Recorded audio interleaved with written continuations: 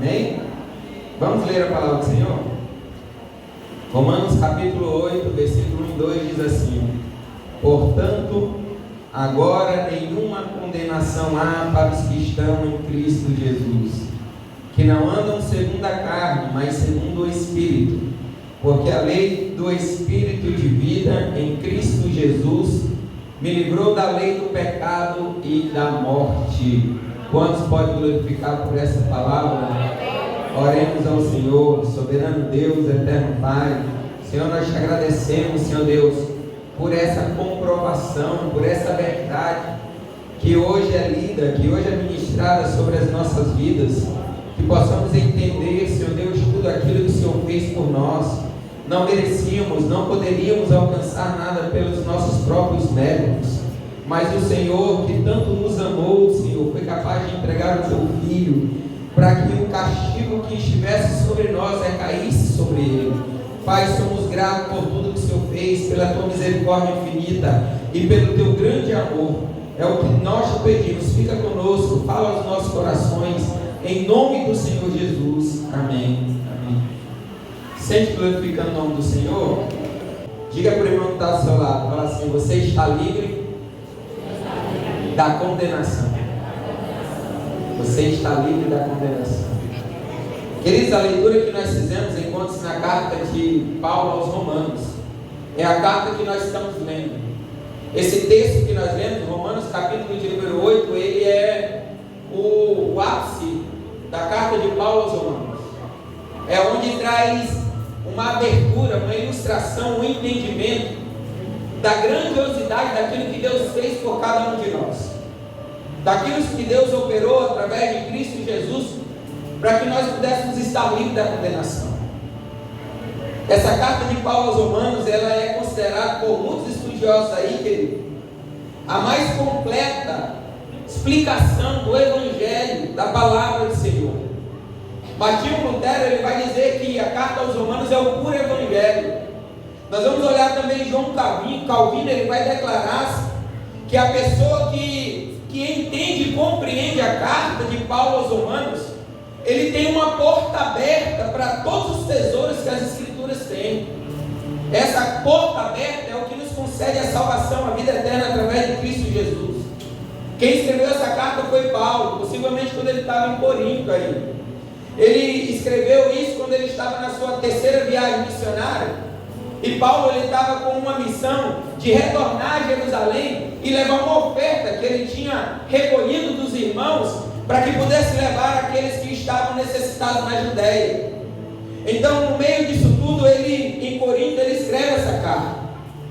Essa carta, querido, diferente de todas as outras cartas de Paulo, ela tem essa denotação diferente, porque Paulo nunca tinha ido a Roma. Paulo só tinha um grande desejo no coração de conhecer Roma, de ir a Roma ministrar, de ir a Roma pregar. Então Paulo nunca tinha ido lá, mas ele escreve porque ele entendeu que lá existia uma igreja, e essa igreja que estava em Roma, ela tinha alicerce, ela tinha base.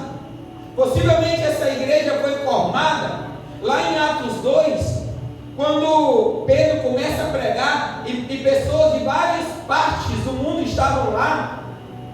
Possivelmente as pessoas que ouviram a ministração, que ouviram o entendimento daquilo que Pedro está pregando, ela volta para Roma e agora ela começa a evangelizar lá. Então essa igreja, ela é fruto da dispersação que ocorreu dos cristãos lá em Atos 2. Então a igreja de Roma, ela é fundada.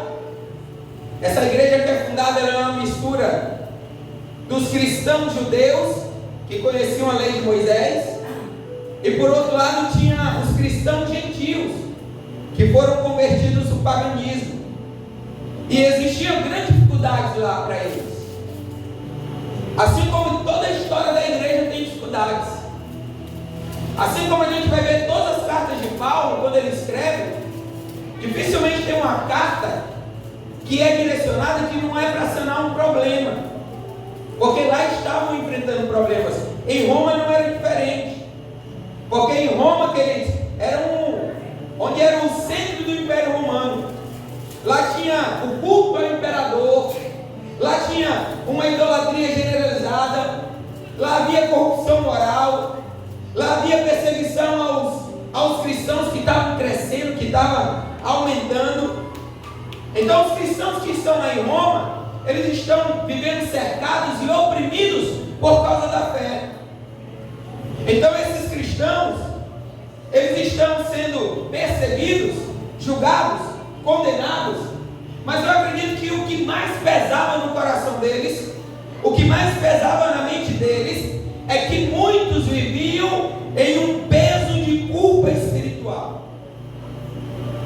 Havia um peso na mente e no coração, uma condenação que eles carregavam em si por causa de uma velha prática, por causa do antigo modo de viver, por causa daquilo que eles faziam, aquilo que eles praticavam, e por causa do pecado que todo dia batia na porta, para que ele voltasse a ser um velho homem, para que ela voltasse a ser a velha mulher. Isso estava massacrando os cristãos romanos. Então Paulo, ele escreve para explicar profundamente o Evangelho da Graça. Então Paulo traz essas explicações através da sua carta aos Romanos. Nos primeiros capítulos da carta, ele faz um diagnóstico espiritual. E Paulo começa no capítulo 1 falando sobre a depravação do mundo gentil. No capítulo de número 2 ele vai falar sobre a culpa moral do judeu religioso. No capítulo de número 3 ele traz uma conclusão universal. E essa conclusão está em Romanos 3:23, onde ele diz: todos pecaram e destituídos estão da glória de Deus. Mas depois que ele traz essa verdade de que não tem ninguém justo, de que não tem ninguém possível de alcançar o céu e estar de frente a frente com o Senhor, ele traz a solução do problema. E a solução do problema em Romanos 5 fala sobre a justificação pela fé. Em Romanos 6 traz a libertação do domínio do pecado. Em Romanos capítulo 7 traz a luta interior que existe dentro de cada um de nós, entre a carne e a vontade de fazer o bem. E aí, Romanos 7, capítulo 7, ele termina trazendo um grito de angústia, onde ele diz: miserável homem que sou, quem me livrará do corpo desta morte? Aí ele traz esse clamor da sua alma, ele traz esse grito da sua alma que está angustiado. Por quê? Porque o homem sabe o que é certo, mas muitas vezes pratica aquilo que é errado. Não tem força para praticar o que é o bem. O próprio Paulo vai dizer: olha, aquilo que eu quero fazer, eu não consigo fazer. O bem que eu desejo fazer, eu não faço. Mas o que eu não quero fazer, isso eu faço. O mal, o erro. Então, queridos, em Romanos 8 é um raio de luz de esperança em meio às trevas. Porque surge essa luz que rompe a escuridão e traz essa luz divina ao nosso entendimento.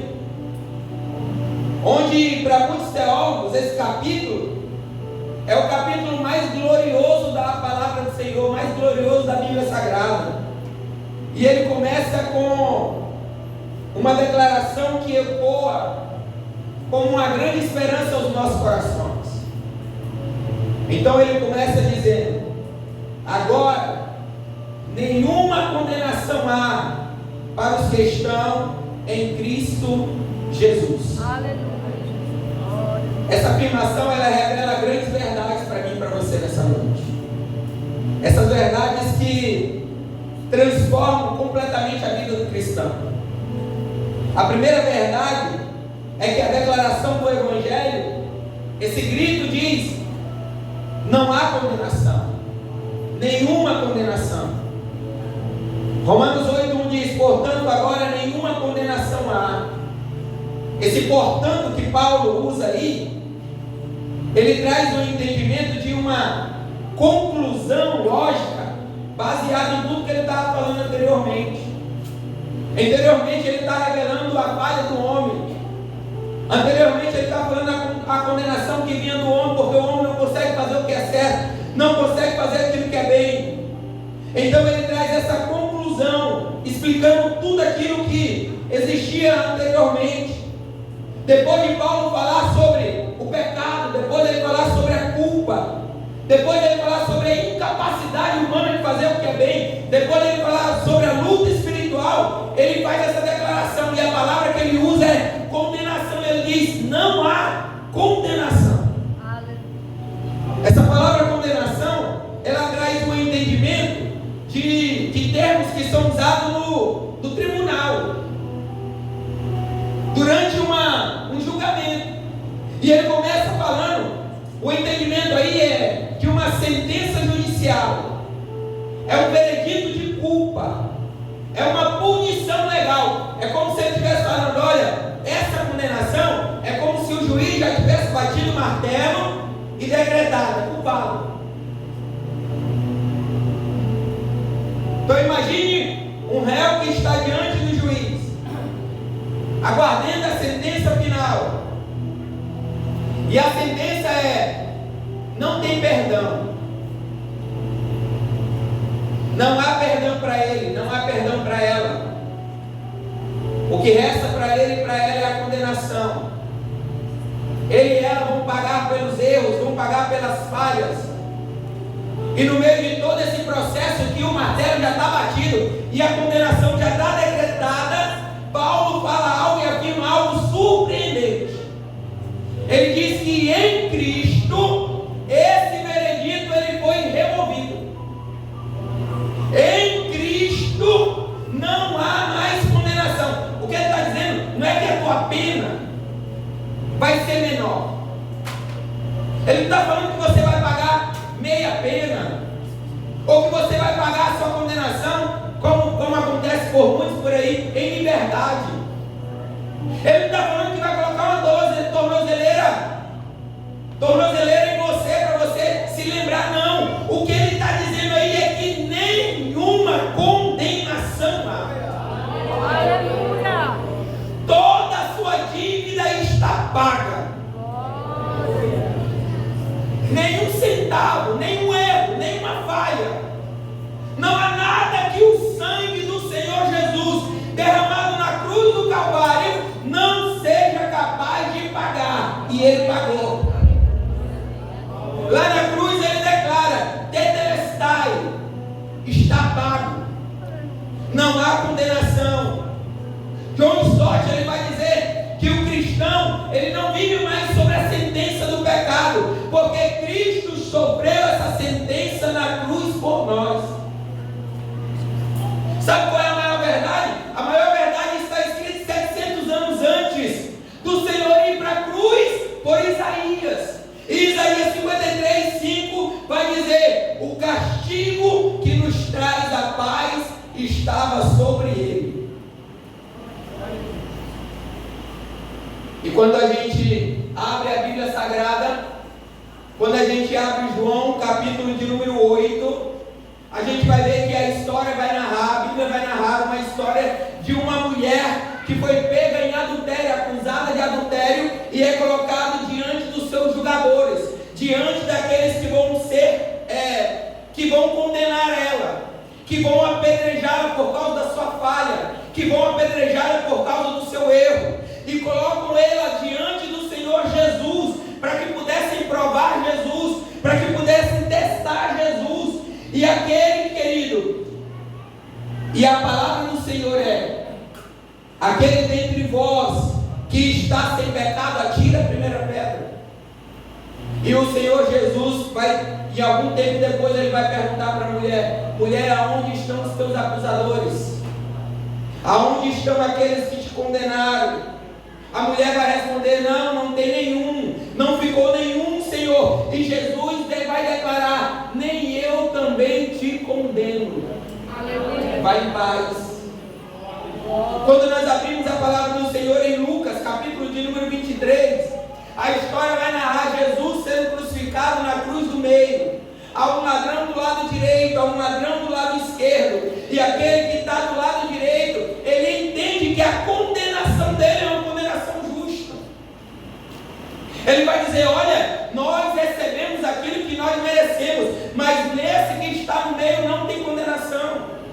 Nesse que está no meio não tem falha. Aí ele vira para o Senhor Jesus e fala: olha, Jesus, lembra-te de mim quando entrares no teu reino. E Jesus vai responder para ele: hoje estarás comigo no paraíso. Aquele homem merecia condenação, aquele homem merecia a cruz, mas Senhor Jesus entregou a graça para ele.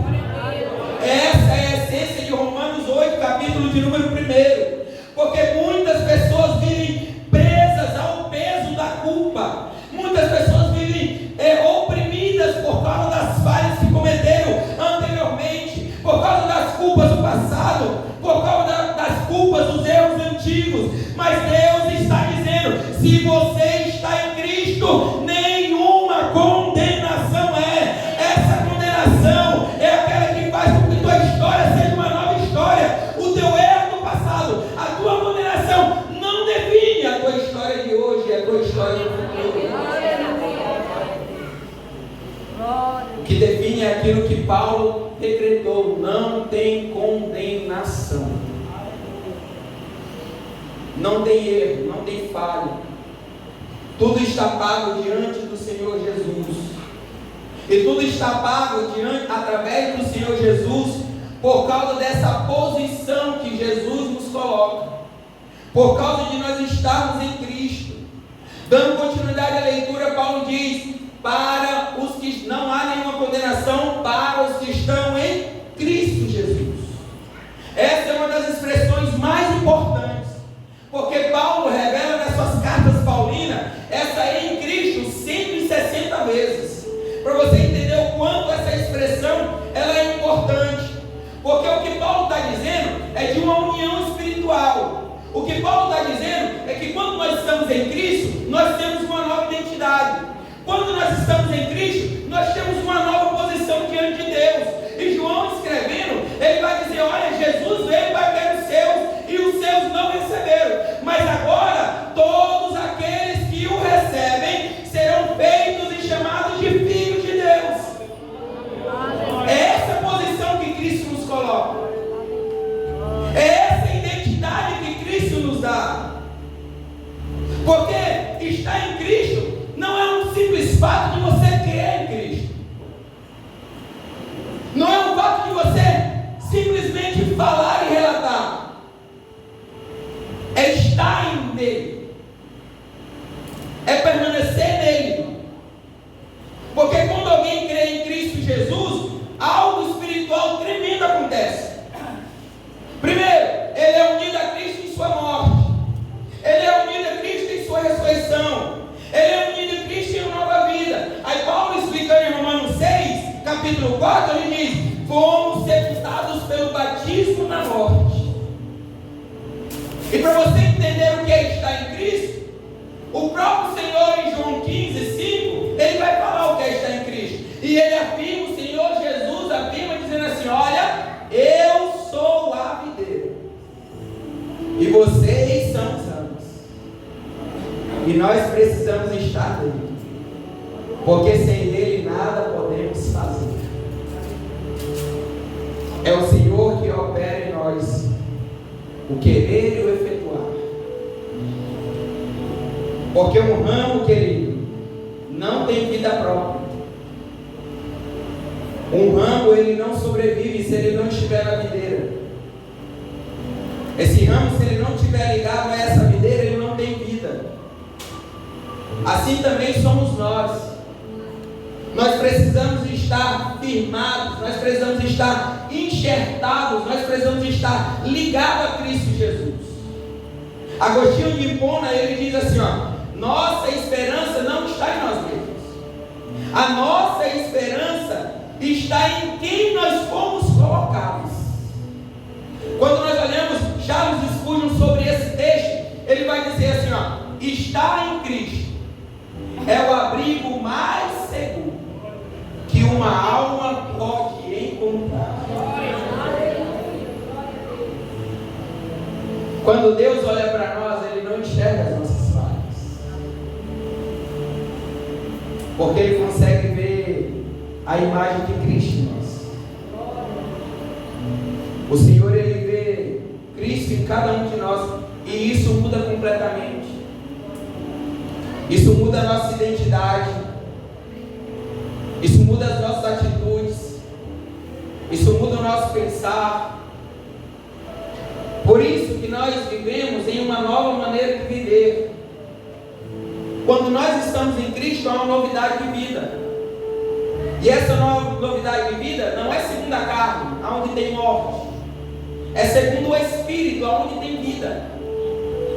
E Paulo continua dizendo assim, ó: quem não anda segundo a carne, mas segundo o Espírito.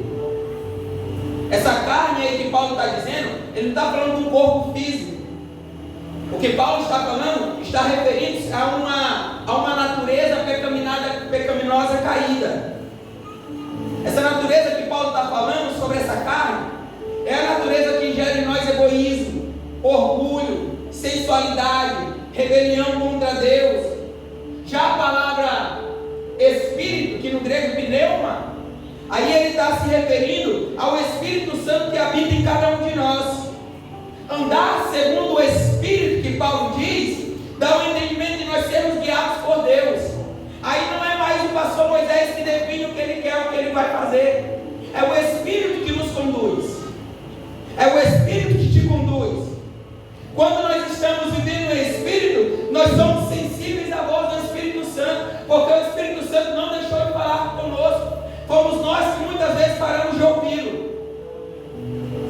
Mas o Espírito continua falando. Por quê? Porque na palavra do Senhor há um grito, há um clamor dizendo: ouça o que o Espírito diz. Então o Espírito Santo a todo momento está bradando. Talvez é o barulho do mundo que está alto demais para nós ouvirmos a voz do Espírito Santo. Porque quando ouvimos essa voz, a transformação interior. Sabe o que é lindo?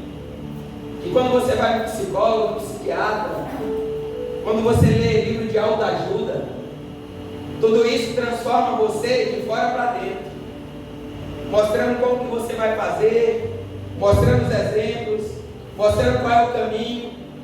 Mas quando nós ouvimos a voz do Espírito Santo, quando nós andamos em Espírito, aí a transformação é o contrário. A transformação ela é dentro para fora. Aí é uma transformação verdadeira. Aí é uma transformação genuína. Porque quando o Espírito Santo habita em nós e pega esse coração de pedra e coloca um coração de carne, o que vai produzir na sua vida são frutos do Espírito. O que vai produzir na sua vida é um bom testemunho de cristão. Pedro, queridos, ele é um exemplo para nós, porque ele levou Jesus 3 vezes. Mas quando ele recebe o Espírito Santo em Atos 2, ele se torna uma outra pessoa. É um pregador poderoso, que não tem medo mais da morte. Agora Pedro não foge por causa da cruz, porque a presença do Espírito Santo muda completamente a direção da vida dele. Cristianismo, fala para o seu irmão assim, ó, cristianismo não é apenas uma mudança de comportamento, é uma transformação.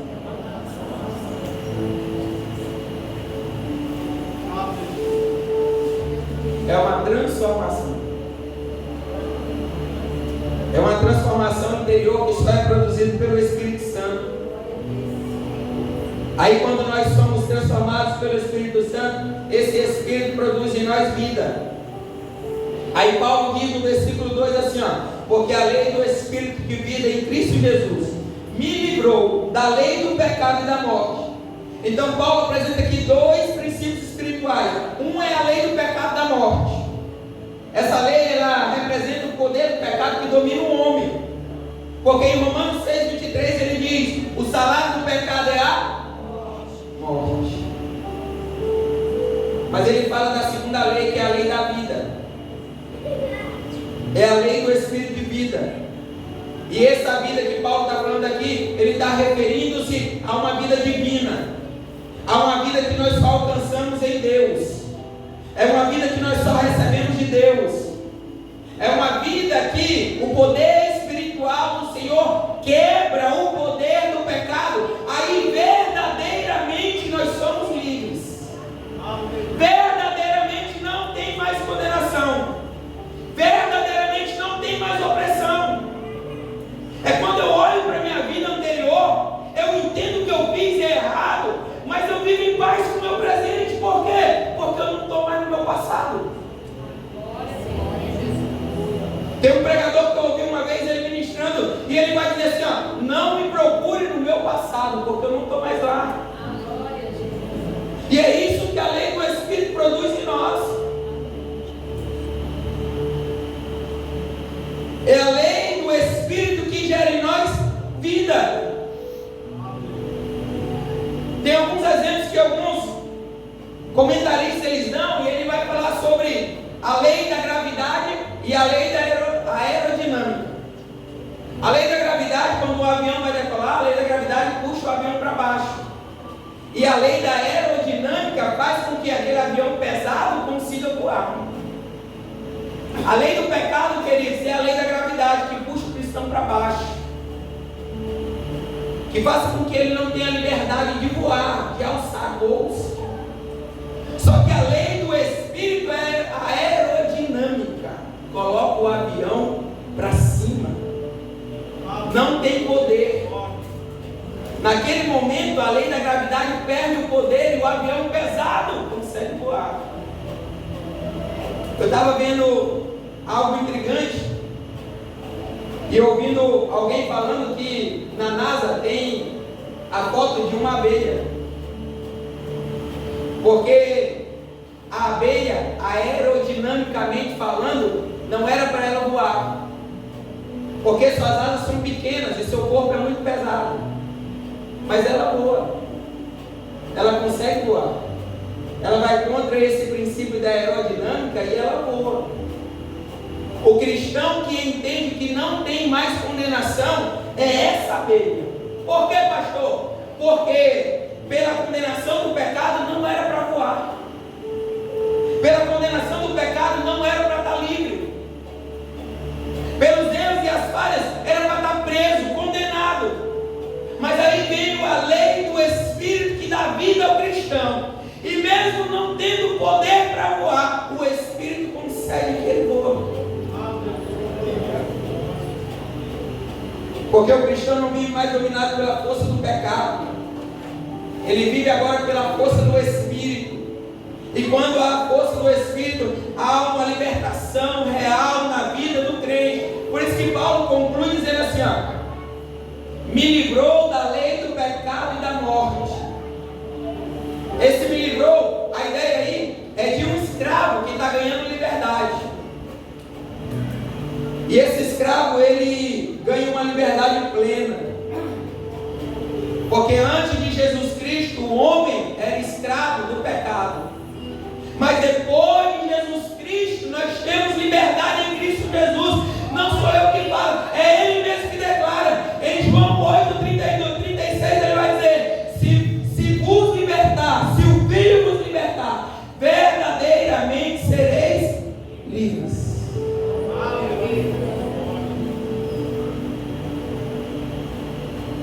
Então, o que Paulo traz para o nosso entendimento nessa noite, através de sua carta, são três verdades gloriosas para nós. A primeira é que em Cristo não tem mais condenação. A segunda é que em Cristo recebemos uma nova identidade. E a terceira é que em Cristo recebemos uma nova vida no Espírito. O Evangelho, querido, não é apenas perdão. O Evangelho, ele é libertação, transformação e uma vida nova. Se coloque em pé.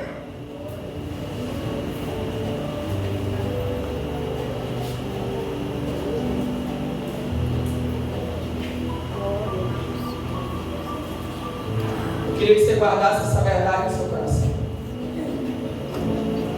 Jesus me trouxe aqui essa noite para dizer para você: lançar sobre Ele todos os fardos que você está carregando. Lançar sobre Ele todas as condenações, as culpas, os erros e as falhas. Porque Ele quer trocar o fardo, Ele quer pegar o seu fardo, e Ele já pegou o seu fardo que é pesado na cruz, e quer entregar para você um fardo leve, para que você tenha liberdade, para que você tenha uma vida de paz, para que você não fique preso ao passado, para que você não fique preso aos seus erros, às suas falhas, porque o que Jesus coloca diante de você é novidade de vida. O que Cristo coloca diante de você é uma nova vida em Cristo Jesus.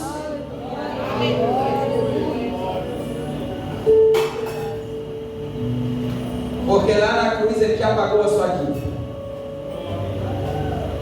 e a graça de Deus ainda está disponível para nós nessa noite. Eu queria chamar aqui à frente. Eu queria que você saísse do seu lugar, para você não carregar mais essa culpa, você não carregar mais esse peso, esse fardo. Eu queria que viesse aqui na frente, queridos, quem quer estar livre de condenação, quem quer estar livre da culpa, quem quer começar uma vida nova, quem quer experimentar o perdão de Deus para que possa gerar liberdade. Você tem liberdade em Cristo Jesus.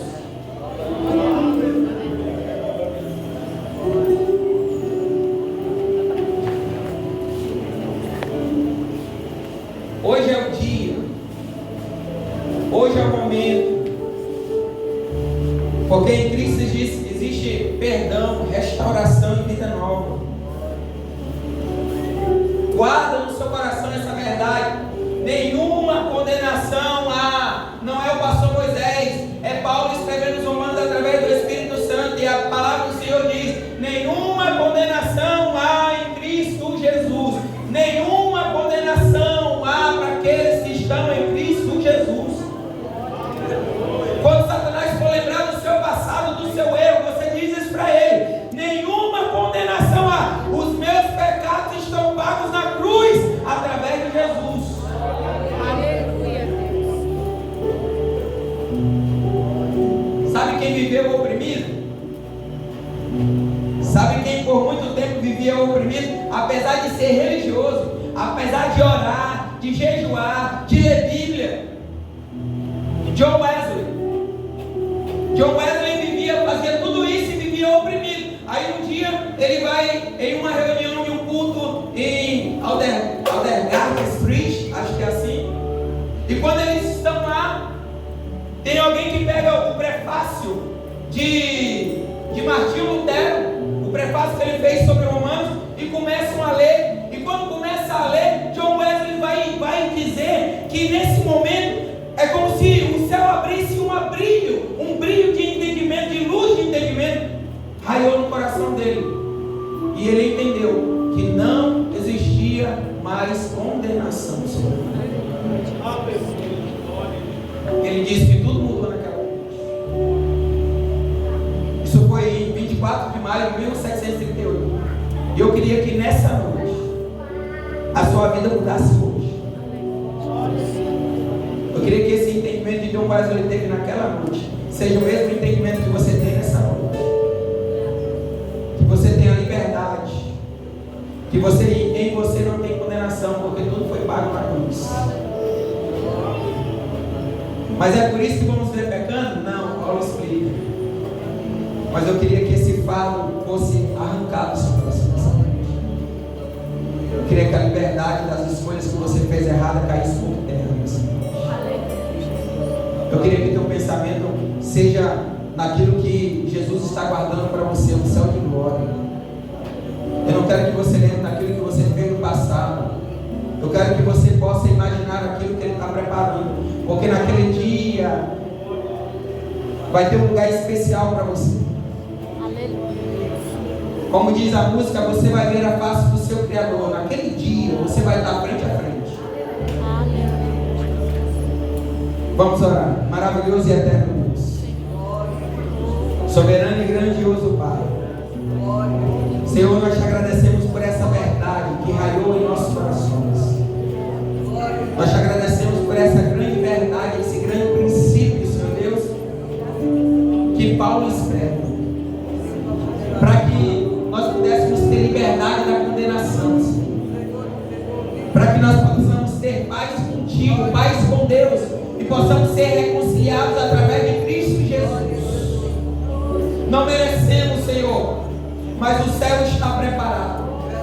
não merecemos, Senhor, mas o Senhor preparou um lugar para que a tua igreja possa morar. Senhor, eu apresento corações nessa noite, corações que estão oprimidos, corações, Senhor Deus, que estão angustiados, corações, Senhor Deus, que têm se lembrado dos erros, das falhas, mas o Senhor não condena, o Senhor não traz o juízo, mas o Senhor abre o céu, o Senhor prepara a viagem para uma morada celestial. Senhor, retira todo o erro, toda falha, tudo aquilo que a mente tem oprimido, Senhor, tudo aquilo que a mente tem gerado de condenação, tudo aquilo que a mente, Senhor Deus, tem escravizado. Nessa noite nós repreendemos em nome de Jesus toda algema, toda prisão, todo, Senhor Deus, calabouço seja quebrado e destruído em nome de Jesus. E os teus filhos saiam daqui livres pela liberdade que o Senhor gera. Senhor, quebra as cadeias nessa noite, quebra as algemas, Senhor, porque ninguém merecia, porque ninguém era capaz de alcançar, mas o Senhor, com o amor que tanto nos amou, ainda sendo pecadores, o Senhor nos deu uma vida em Deus. Pai, abençoa a tua igreja, em nome do Senhor Jesus, abençoa a tua igreja, é o que nós te pedimos e por fé nós te agradecemos, em nome de